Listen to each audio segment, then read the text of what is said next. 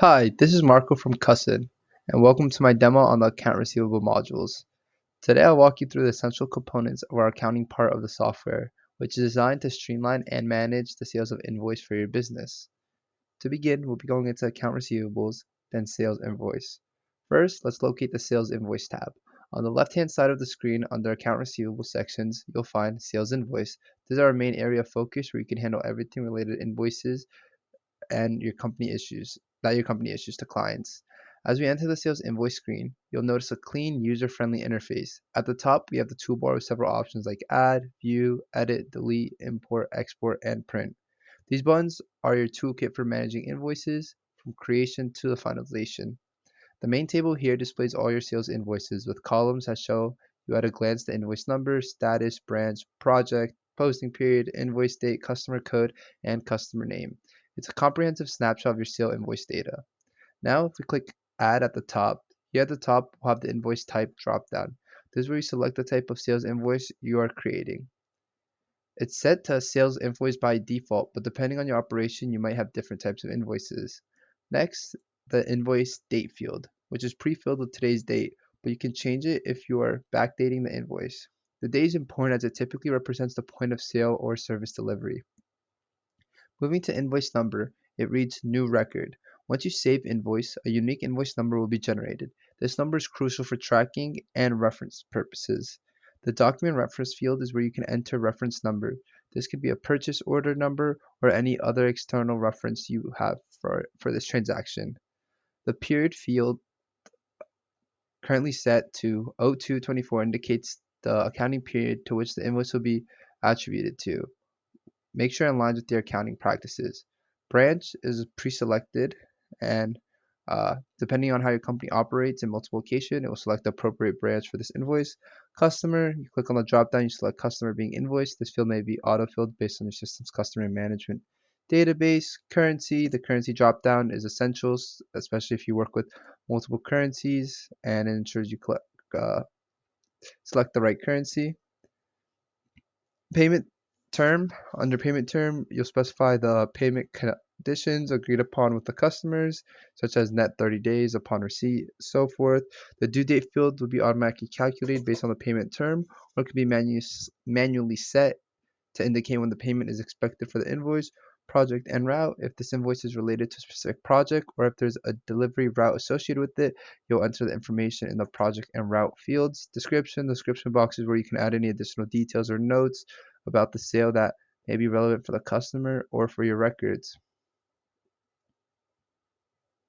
Now, if we move on to the bottom, you have the attachment button. You can add any relevant documents by clicking the attachment button. This can include contract, work orders, and other supporting documents.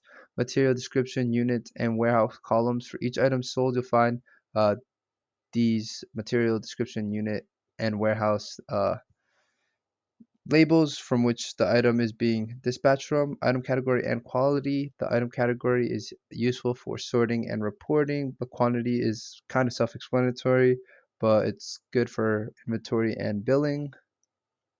We also have parallel quantity and parallel unit. If you deal with items in multiple units of measurement, parallel quantity and parallel unit allow you to specify the alternate quantity and unit. Unit price is where you can enter the price per unit item. This would be used along with the quantity to calculate the total amount for each item. Once you fill out the necessary fields, you'll be able to save the invoice and use financial tools such as amount, discount, withholding tax, VAT, tax amount, amount paid, and cash discount will be calculated based on the data you've entered. And that basically covers all the fields you need to know when doing the new sales invoice. Now moving over, we'll be going to recurring invoice. Here in recurring invoice section of the system is where you manage invoices that are issued on a regular basis. This might include monthly service fees, subscriptions, or any other charges that occur on a set schedule. So at the period field at the top, you have the period drop down. You can select the time period. You also have the branch drop down. If your business operates across multiple locations, this is very useful. Run and test toggle is a useful feature. Before you commit to creating an invoice, you can run and test and ensure everything's set up correctly. This helps prevent errors and ensures accuracy in your billing. The search bar below, there's a search bar that allows you to quickly find specific recurring invoices by entering relevant keywords or numbers. Recurring invoice list. Each row represents a different recurring invoice. We also have recurring number. This is your internal reference number. Customer code. Here's where you'll see the unique code assigned to the customer name, the name of the customer listed, contract reference. If the recurring invoice is linked to a specific contract, the reference number will be displaced in this column. Material code, this refers to a code assigned to a product or service being invoiced. Material description, you'll find a description of the item being billed here. Quantity, this is the quantity of the product or service being charged in the invoice. Unit, this is a column shows the unit measure for the quantity. Run and post toggle. Lastly, the run and post toggle, when activated, will finalize the invoice, post them to your account, signaling that these transactions are ready to be processed for the period. Next, we'll be moving over to AR open item. This is where we manage and track account receivables that are outstanding or pending in payment. So you have your posting date field at the top. You'll notice it's currently set to 28/02/24. This is where you can select the date to view the open items. The system will display all items posted before this date. Again, we have the branch drop down. You have your customer code field. This is where you can specify a customer by simply enter their unique code. You have your project drop down. You also have your status drop down where you can select open to view all unpaid or unresolved transaction. This is crucial for cash flow management, and it helps identifying which invoices need attention. The search bar below these fields is a search bar. Use this to quickly find specific open items by entering keywords or invoice numbers. And then we also have the open item list. In the main area, we have a list of open items. You also have your invoice reference. This column displays reference numbers for invoices. Branch, here the branch will is linked as shown. You also have your project, indicates which project's associated. You have your status, you have your customer codes, customer name, code currency. This column is which the invoice was issued, which is essential for businesses dealing with multiple currencies. You also have your indicator. It basically provides additional information or status indicating about your invoice. And that's about everything for this tab. Next, we'll be moving over to the AR settlement. So this feature streamlines the process of managing payments and ensuring that all financial entries are accurately reflected in your records.